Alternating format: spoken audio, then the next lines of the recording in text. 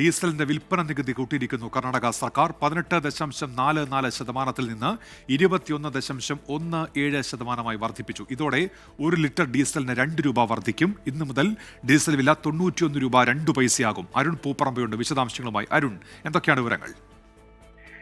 ഉന്മേഷ, കർണാടകയിൽ സിദ്ധരാമയ്യ സർക്കാർ അധികാരത്തിൽ വന്നതിന് ശേഷം ഇത് 2ാം തവണയാണ് ഡീസലിന്റെ വിൽപ്പന നികുതി വർദ്ധിപ്പിക്കുന്നത്.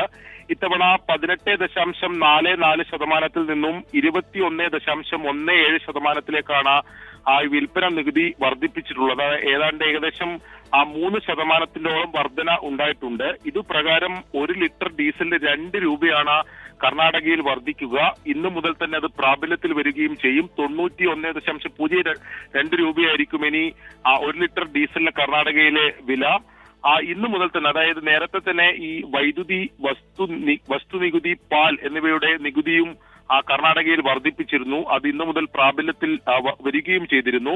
ജനങ്ങൾക്ക് മേൽ തുടർച്ചയായി ഇത്തരത്തിലുള്ള അധിക ഭാരം അടിച്ചേൽപ്പിക്കുകയാണ് എന്നതാണ് നിലവിൽ ഈ നികുതി വർധനയ്ക്ക് പിന്നാലെ പ്രതിപക്ഷം ഉയർത്തുന്ന വിമർശനം. അതിൽ വലിയ പ്രതിഷേധങ്ങളിലേക്ക് പോകുമെന്ന സൂചനയും പ്രതിപക്ഷ രാഷ്ട്രീയ കക്ഷികളുടെ ഭാഗത്തുനിന്ന് ഉണ്ടാവുകയും ചെയ്തിട്ടുണ്ട്. ഇതിൽ സർക്കാർ നൽകുന്ന വിശദീകരണം അയൽ സംസ്ഥാനങ്ങളിലേക്കാൾ, അതായത് കർണാടകയുടെ അയൽ സംസ്ഥാനങ്ങളിലേക്കാൾ വില കുറവാണ് കർണാടകയിൽ എന്നതാണ് സർക്കാർ നൽകുന്ന വിശദീകരണം. എങ്കിലും ഇത് വലിയ രാഷ്ട്രീയ വിവാദങ്ങളിലേക്കും പ്രതിഷേധങ്ങളിലേക്കും പോകാനുള്ള സാധ്യതയുണ്ട്.